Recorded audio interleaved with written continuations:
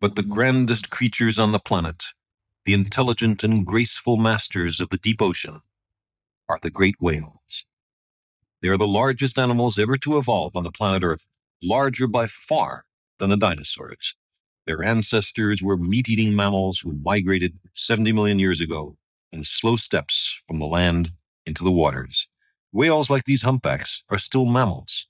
We humans have much in common with them. Mothers suckle infants. There's a long childhood in which adults teach the young, and there's a great deal of play. These are mammalian characteristics, vital if an animal is to learn. But the sea is murky.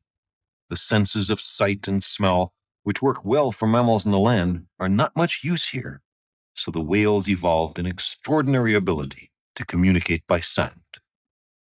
For tens of millions of years, the whales had no natural enemies. And then a new and alien and deadly creature suddenly appeared on the placid surface of the ocean. These often noisy and occasionally deadly objects first appeared in large numbers only a few centuries ago. They are artifacts manufactured by land creatures whose ancestors last lived in the oceans 350 million years ago. This particular one, however, is on a mission of understanding. It's called the Regina Maris, the Queen of the Sea, and one of its jobs is to record the sounds of whales.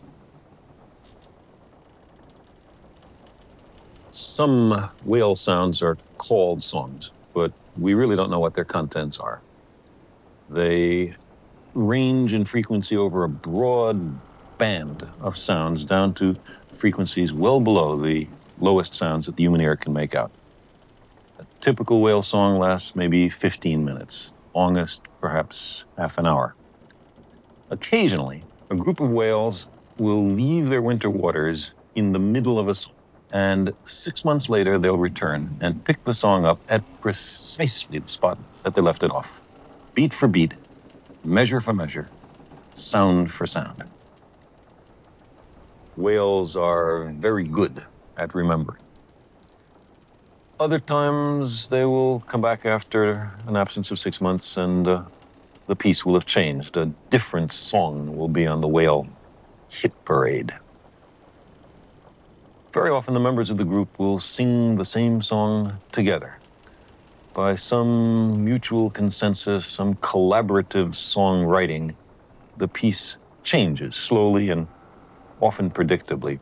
I'm not very good at singing the songs of whales, but here's a try. In January, a tiny fragment of a long whale song might sound like this. Whoop. In February, something like this. Whoop.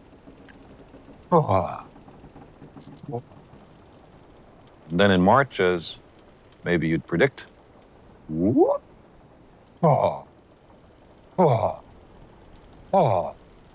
One additional a month.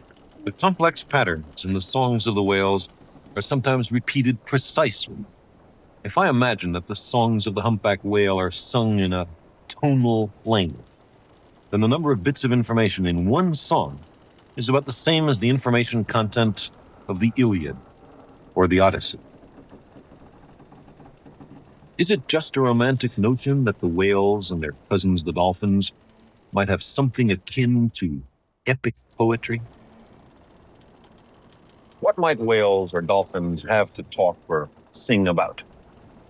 They have no manipulative organs. They can't make great engineering constructs as we can. But they're social creatures. They hunt and swim, fish, browse, frolic, mate, play, run from predators. There might be a great deal to talk about. The great danger for the whales is a newcomer, an upstart animal, only recently, through technology, become competent in the oceans. A creature called man. For 99.99% of the history of whales, there were no humans in the deep oceans. During this period, the whales evolved their extraordinary communications system. Some whales emit extremely loud sounds at a frequency of 20 hertz. Hertz, which is spelled Hertz, is a unit of sound frequency, and it represents one sound wave entering my ear every second. A frequency of 2000 hertz sounds and looks like this. 200 hertz like this, and 20 hertz like this. So although your television set may not transmit sounds with frequencies as low as 20 hertz. The American biologist Roger Payne has calculated that there's a deep sound channel in the ocean at these frequencies through which two whales could communicate with each other essentially anywhere in the world. One whale might be off the Ross ice shelf in Antarctica and communicate with another whale in the Aleutians in Alaska.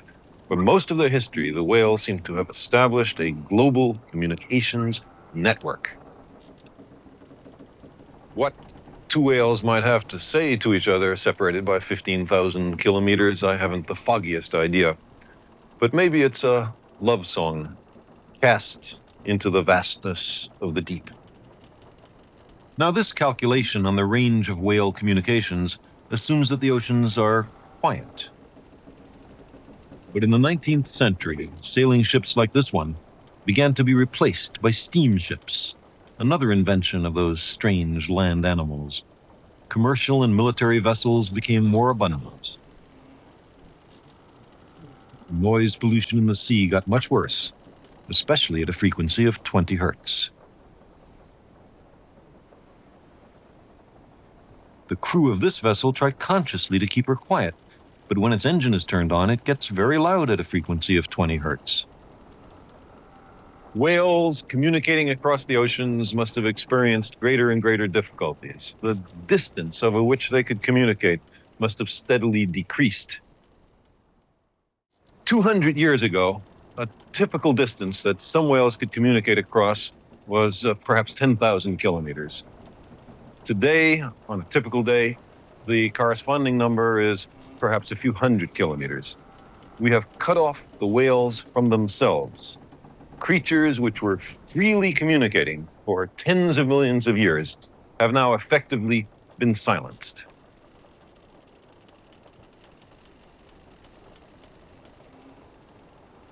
And we've done worse than that, because there persists till this day a traffic in the dead bodies of whales. There are humans who gratuitously hunt and slaughter whales and market the products for dog food or lipstick. Many nations understand why whale murder is monstrous, but the traffic continues chiefly by Japan and Norway and the Soviet Union. We use the word monster to describe an animal somehow different from us, somehow scary. But who's the more monstrous? The whales who ask only to be left alone to sing their rich and plaintive songs, or the humans who set out to hunt them and destroy them and have brought many whale species close to the edge of extinction? We're interested in communication with extraterrestrial intelligence. Wouldn't a good beginning be better communication with terrestrial intelligence, with other human beings of different cultures and languages, with the great apes, with the dolphins, but particularly with the whales?